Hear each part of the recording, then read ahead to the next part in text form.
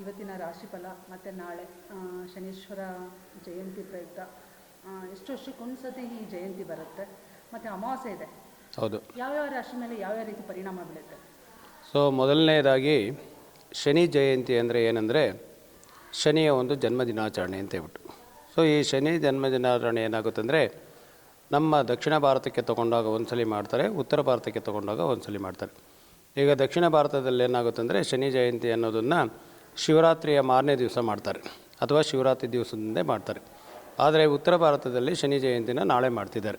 So ಇಲ್ಲಿ ಮುಖ್ಯವಾಗಿ ಏನಾಗುತ್ತಂದರೆ ಒಂದು ಶನಿದೇವ ಯಾರು ಅಂತೇಳಿದರೆ ಈ ಸೂರ್ಯ ಪರಮಾತ್ಮ ಮತ್ತು ಛಾಯಾದೇವಿಯ ಮಗ ಶನೇಶ್ವರ. ಈ ಶನಿ ಪರಮಾತ್ಮ ಬಂದು ಈಶ್ವರ ಅನ್ನುವಂಥ ಒಂದು ಬಿರುದನ್ನು ಹೇಗೆ ತೊಗೊಂಡ ಅಂದರೆ ಶನಿ ಬಾಲ್ಯದಿಂದಲೇ ಬಂದು ಶಿವಭಕ್ತ. ಸೊ ಅವನು ಶಿವನನ್ನು ತುಂಬ ದೀರ್ಘವಾಗಿ ತಪಸ್ಸನ್ನು ಮಾಡಿ ಅವನು ಸಮೇತ ಶಿವನ ಒಂದು ಅಂಶವನ್ನು ಆಗಬೇಕು ಅಂತ ಹೇಳ್ಬಿಟ್ಟು ಅದು ಶನೇಶ್ವರ ಅಂತ ಹೇಳ್ಬಿಟ್ಟು ಆಯಿತು. ಮತ್ತು ಇನ್ನೊಂದೇನೆಂದರೆ ಈ ಶನಿ ಪರಮಾತ್ಮನ ಒಂದು ಮಡದಿ ಏನು ಶ್ರೀಮತಿ ಇದ್ದಾರೆ, ಅವರ ಹೆಸರು ಬಂದು ಜ್ಯೇಷ್ಠಾದೇವಿ ಅಂತ ಹೇಳ್ಬಿಟ್ಟು.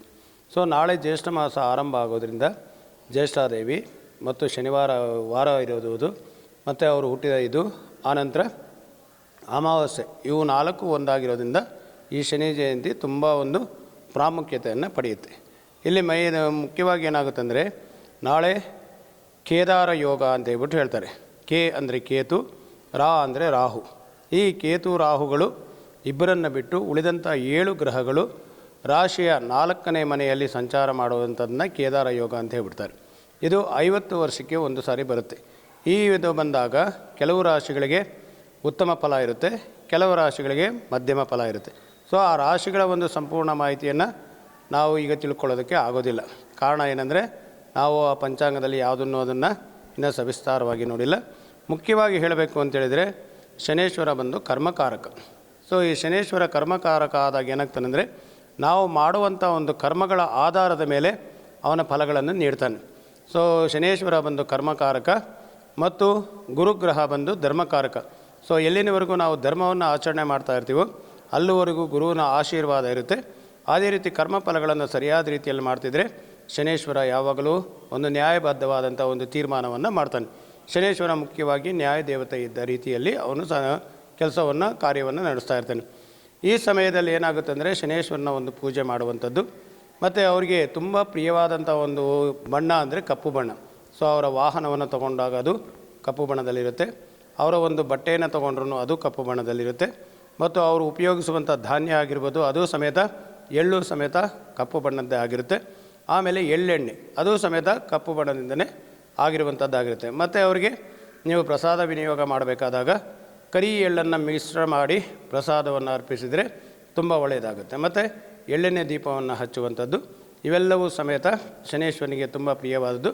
ಹಾಗಾಗಿ ನಾಳೆ ಯಾರಾದರೂ ಈ ಕಾರ್ಯಗಳನ್ನು ಮಾಡಿದರೆ ಅನುಕೂಲ ಆಗುತ್ತೆ. ಮತ್ತು ಇನ್ನೊಂದೇನೆಂದರೆ ನಾಳೆ ಅಮಾವಾಸ್ಯೆ ಬಂದು 20 ಗಂಟೆಗಳ ಕಾಲ ಇದೆ. ನಾಳೆ ಬೆಳಗ್ಗೆ 5 ಗಂಟೆ 11 ಗಂಟೆಗೆ ಆರಂಭ ಮಾಡಿದರೆ ರಾತ್ರಿ 1 ಗಂಟೆ 17 ನಿಮಿಷಕ್ಕೆ ಮುಕ್ತಾಯವಾಗುತ್ತೆ.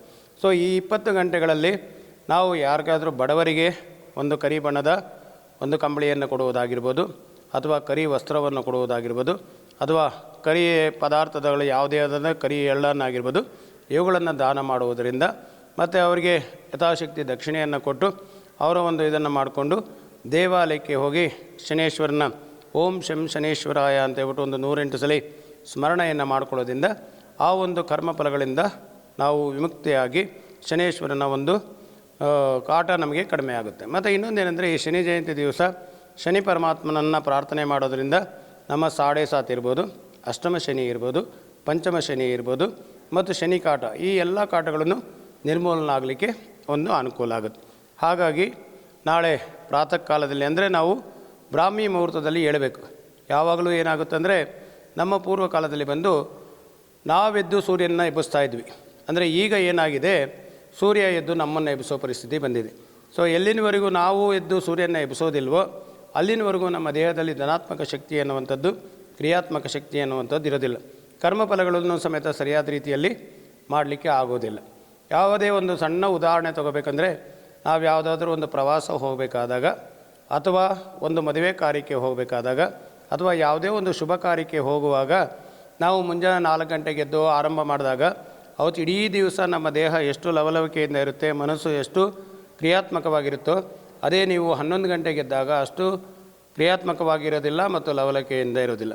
ಹಾಗಾಗಿ ಬ್ರಾಹ್ಮಿ ಮುಹೂರ್ತದಲ್ಲಿ ಎದ್ದು ಮನೆಯೊಳಗೆ ಮಾಡುವುದಾದರೆ ಒಂದು ಶನೇಶ್ವರನ ಫೋಟೋವನ್ನು ಇಟ್ಕೊಳ್ಳೋದಾಗಿರ್ಬೋದು, ಅಥವಾ ಶನೇಶ್ವರನ ಒಂದು ಸ್ಥಾಪನೆ ಮಾಡಿದಂಥ ಒಂದು ಕಲಶವನ್ನು ಇಟ್ಕೊಂಡು ಅದಕ್ಕೆ 108 ಬಾರಿ ಶಂಕುಪುಷ್ಪ, ನೀಲಿ ಬಣ್ಣದ ನೀಲಾಂಜನ ಸಮಾವಾಸಂ ಅಂತಾರಲ್ಲ, ಅವರಿಗೆ ನೀಲವರ್ಣದ ಒಂದು ಪುಷ್ಪಗಳನ್ನು ಅರ್ಪಣೆ ಮಾಡಿ ಎಳ್ಳಿನ ಬತ್ತಿಯಲ್ಲಿ ಎಳ್ಳೆಣ್ಣೆಯ ದೀಪವನ್ನು ಹಚ್ಚಿ ಆನಂತರ ಎಳ್ಳನ್ನು ಅವರಿಗೆ ನೈವೇದ್ಯವಾಗಿ ಮಾಡಿ ಅದನ್ನು ಬೇರೆಯವರಿಗೆ ದಾನ ಮಾಡೋದರಿಂದ ಆ ಒಂದು ಶನಿಕಾಟ